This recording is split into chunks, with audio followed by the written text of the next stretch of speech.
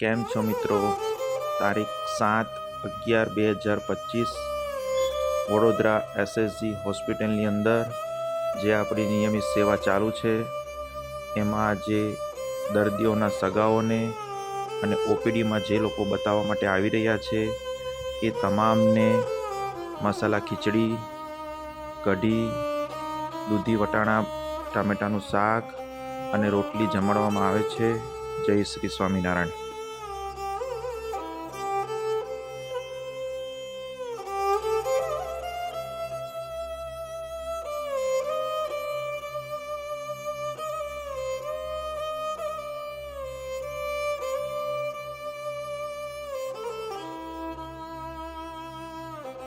ભગવાન તમને સ્વર્ગમાં